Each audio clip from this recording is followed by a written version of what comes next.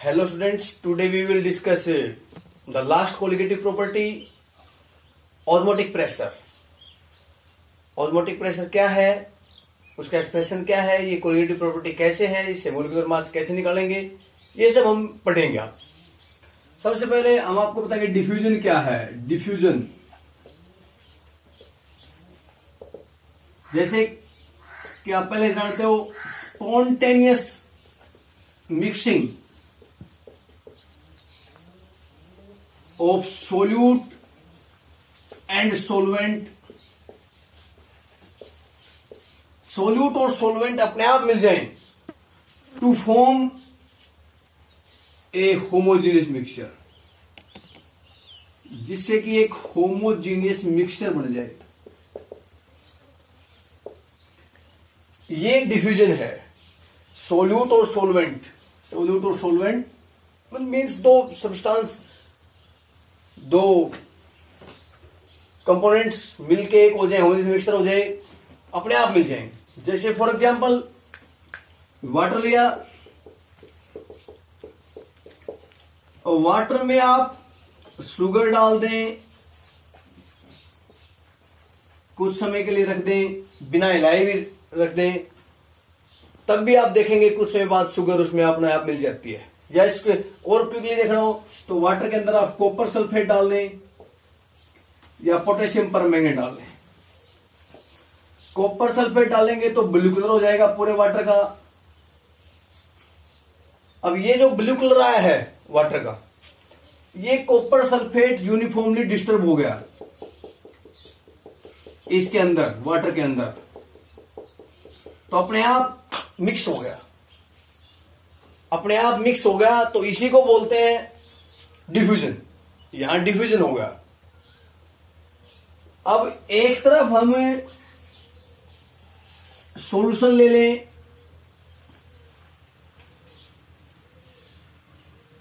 ये लगा दे बीच में एक semi permeable membrane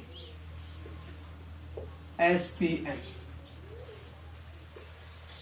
semi permeable membrane. क्या होती है semi permeable membrane? The membrane which allow only solute particle solvent particles to move through it, not the solute. जो केवल सोलवेंट पार्टिकल्स को मूवमेंट करने दे, सोलवेंट की मूवमेंट करने दे, वो मेम्ब्रेन सेमी परमिएबल मेम्ब्रेन होती है। Animal membrane, parchment paper. अब इसमें एक तरफ सॉल्यूशन ले लिया हमने, ये कोई सॉल्यूशन है,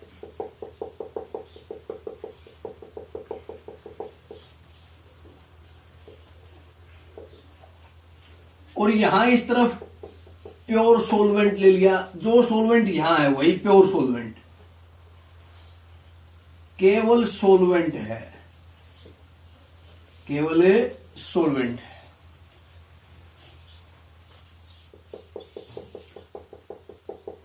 अब सोलवेंट मॉलिक्यूल्स की जो मूवमेंट है, यहां सोलवेंट इस सेमी परमिएबल मेम्ब्रेन के थ्रू इस सॉल्यूशन में आ जाते हैं। ये जो सोलवेंट मॉलिक्यूल है ये मूव कर जाते हैं इस सॉल्यूशन के अंदर। This movement of solvent molecules towards solution through semi permeable membrane is known as osmosis. इसको बोलते हैं osmosis.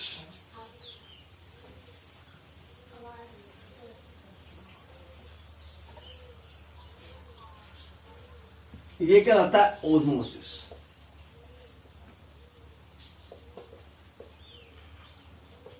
The movement of solvent molecules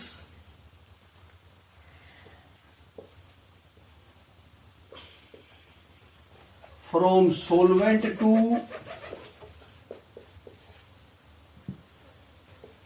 solution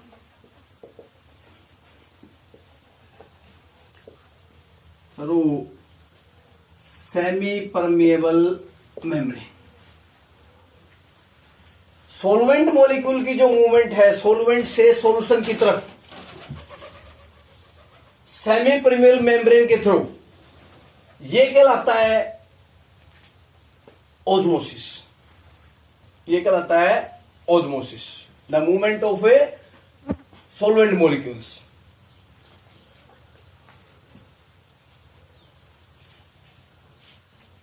जब ये मूवमेंट सॉल्वेंट, ये मेम्ब्रेन केवल सॉल्वेंट मॉलिक्यूल्स को अंदर आने दे, सॉल्वेंट मॉलिक्यूल को अंदर आने दे, तो ये कहलाता है एंडोजोस्मिस।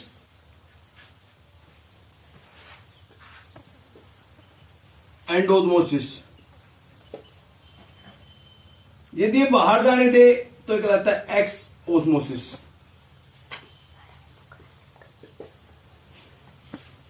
आउटसाइड की तरफ सॉल्वेंट मॉलिक्यूल को बाहर जाने दे, सॉल्वेंट मॉलिक्यूल को बाहर जाने दे तो यह कहलाता है एक्सोस्मोसिस, अंदर आने दे तो कहलाता है एंडोस्मोसिस। क्लियर? अब मान लें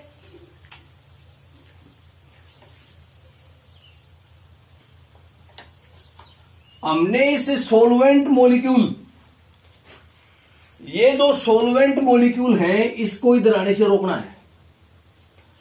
अब ये सॉल्वेंट मॉलिक्यूल यहां क्यों आ रहे हैं? क्योंकि इसके पार्टिकल्स के बीच गैप था, उस गैप में चले गए। Now we want to stop them. हम इन सॉल्वेंट मॉलिक्यूल की एंट्री रोकना चाहते हैं इस तरफ। क्या करें?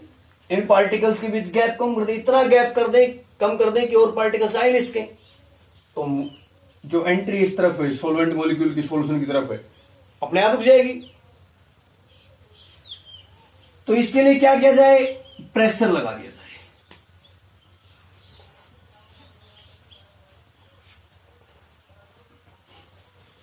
यहां प्रेशर अप्लाई कर दें।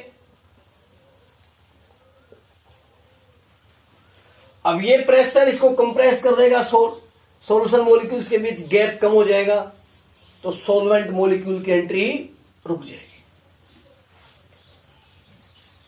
तो कोई ना कोई मिनिमम प्रेशर तो अप्लाई करना पड़ेगा, जिस प्रेशर के ऊपर ये एंट्री बंद हो जाती है।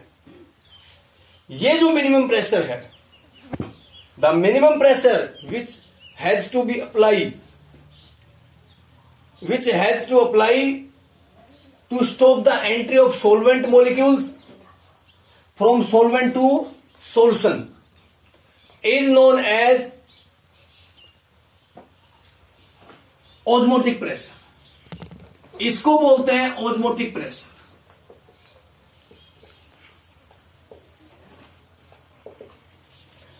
सॉल्यूशन की तरफ लगाया गया वह कम से कम प्रेशर जो सॉल्वेंट मॉलिक्यूल की एंट्री को रोक दे, सेमी परमिएबल मेम्ब्रेन में से आने से सॉल्वेंट मॉलिक्यूल की एंट्री को रोक दे सॉल्यूशन की तरफ, वो प्रेशर कहलाता है osmotic pressure.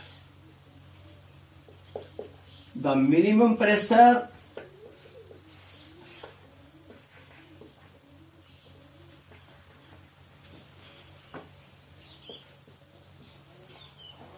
which have to apply to stop the entry of solvent molecules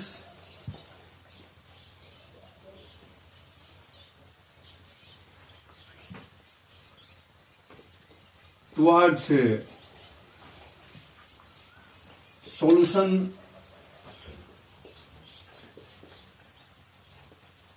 through semi permeable membrane. तो वह कम से कम प्रेशर लगाया गया वह कम से कम प्रेशर जो सॉल्वेंट मॉलिक्यूल की एंट्री को रोक दे सॉल्यूशन में आने से, सेमी परमिएबल मेम्ब्रेन के थ्रू सॉल्वेंट मॉलिक्यूल की एंट्री को रोक दे, वह प्रेशर कहलाता है ऑस्मोटिक प्रेशर। अब कभी कभार क्या होता है कि एक्स्ट्रा और ज्यादा प्रेशर लगा दें, तो तो इस ऑस्मोसिस का उल्टा हो जाता है कि सॉल्वेंट से मॉलिक्यूल्स इस तरफ आने के बजाय सॉल्यूशन से सॉल्वेंट के मॉलिक्यूल, सॉल्यूशन से सॉल्वेंट के मॉलिक्यूल सॉल्वेंट की तरफ जाना शुरू कर देते हैं। तो ये ऑस्मोसिस का उल्टा हो जाता है। इसको बोलते हैं रिवर्स ऑफ ऑस्मोसिस।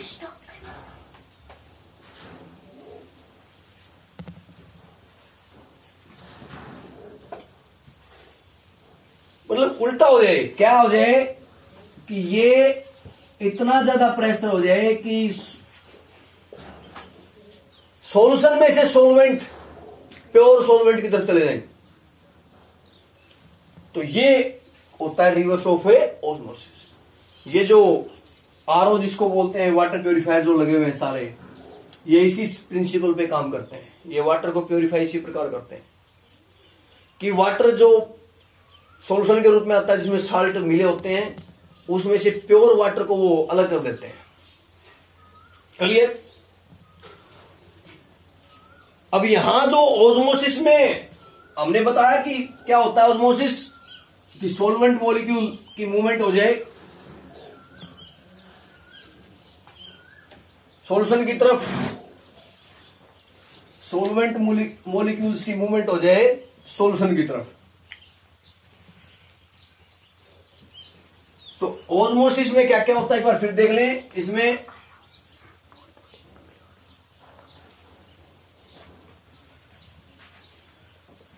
ऑस्मोसिस में क्या क्या होता है, एक तो सॉल्वेंट जो मॉलिक्यूल हैं वो जाते हैं सॉल्यूशन की तरफ।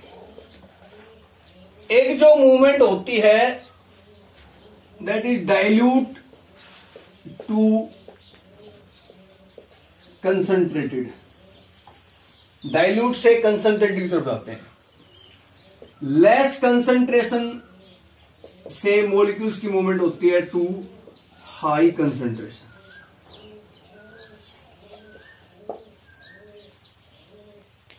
यही ऑस्मोसिस है, movement of solvent molecules from less concentration to higher concentration. इसको भी ऑस्मोसिस बोलते हैं। होता ही यही ऑस्मोसिस में मूवमेंट होती है। अब एक्सप्रेशन देखें हम ऑस्मोटिक प्रेशर का।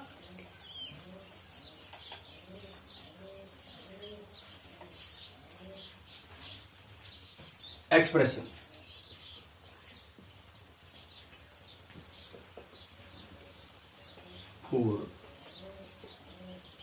Osmotic pressure,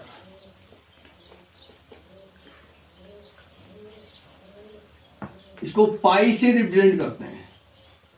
pi osmotic pressure. It is found that osmotic pressure is directly proportional to concentration and directly proportional to temperature। Osmotic जो प्रेशर है कंसंट्रेशन और टेम्परेचर के डायरेक्टली प्रोपोर्शनल होता है। इक्वेशन 1 हो गई, इक्वेशन 2 हो गई।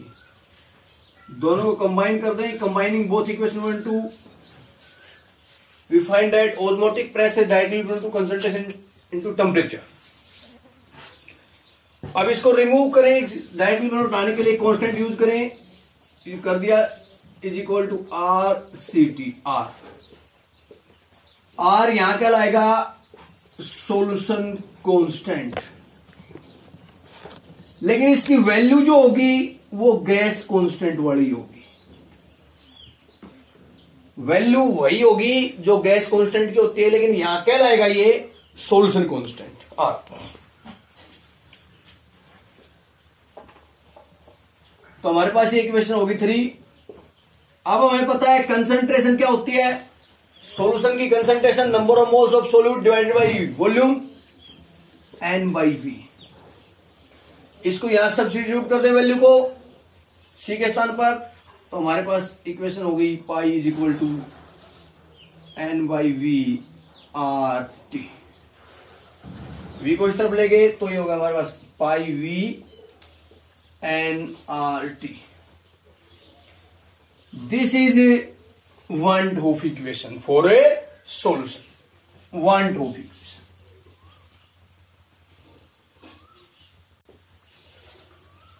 इक्वेशन। ये वांट ऑफ इक्वेशन कहलाती है सॉल्यूशन के लिए।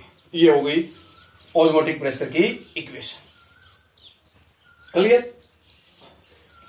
अब इसी से हम देखते हैं किस प्रकार,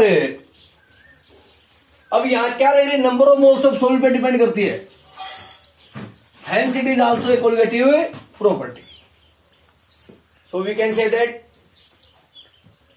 it is very important colligative property, we have to learn it. Clear? एक बार फिर देख लें एक्सप्रेशन को। ऑस्मोटिक प्रेशर डायरेक्टली कंसंट्रेशन के, ऑस्मोटिक डायरेक्टली टेम्परेचर के, दोनों कंबाइन कर दिया, ये इक्वेशन होगी। अब हमें पता है इसको हटाने के लिए, डायरेक्टली प्रोपोर्शनल को हटाने के लिए कांस्टेंट लगा दिया, आर वैल्यू वही गैस कांस्टेंट वाली है। हमें पता है कंसंट्रेशन क्या होती है, N by V, number of moles by volume. Solution के लिए वॉल्यूम यूज करते हैं, यहां वैल्यू पुट कर दी कंसंट्रेशन पर, इक्वेशन होगी N by V R T. अब v को इस तरफ ले गए तो pi V N R T, ये हमारे पास इक्वेशन आ गई van't Hoff equation for a solution. अब इसी से मॉलिक्यूलर मास कैलकुलेट करते हैं। कैसे कैलकुलेट करेंगे मॉलिक्यूलर मास? हमें पता है pi V is equal to N R T, ये हमने पढ़ा। अब मान लें W2 ग्राम, W2 ग्राम जो सोल्यूट है उसको V लीटर सॉल्यूशन में ऐड किया गया है। V लीटर सॉल्यूशन में क्या कर दिया गया, ऐड किया गया। तो N क्या होगा, W2 बाई V। तो pi V is equal to W2 by V R T.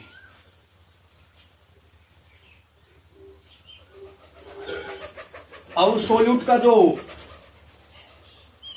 Molecular mass है हमें वो कैलकुलेट करना है।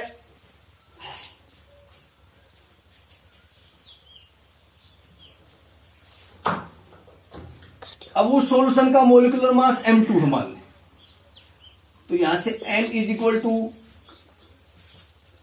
नंबर ऑफ मोल्स मास के अनुसार निकालें तो W2 बाई M2।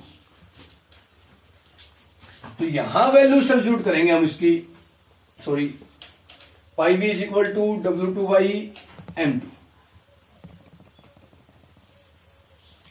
ये वॉल्यूम के, ये हमने मिलीलीटर सॉल्यूशन में मॉलिक्यूलर मास M2 था, तो नंबर ऑफ मोल्स मास के अनुसार क्या हो गया, W2 by M2।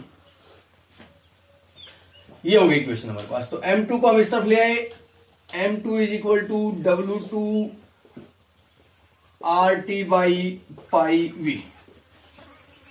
In this way, we can calculate molecular mass. अब ये प्रॉपर्टी भी number of moles of solute पर डिपेंड करती है, hence it is a colligative property. Very important topic था कोलिगेटिव प्रॉपर्टी का। चारों प्रॉपर्टी आपको करवा दी है, अच्छी तरह लर्न कर लेना इनको। इनके जो नोट्स बना रखे हैं वो आपको साथ साथ में भेज रहा हूं मैं, कॉपी में नोट कर लेना। एक बार वीडियो देखें, समझें, फिर कॉपी में पढ़ें, क्लियर हो जाएगा। Thank you.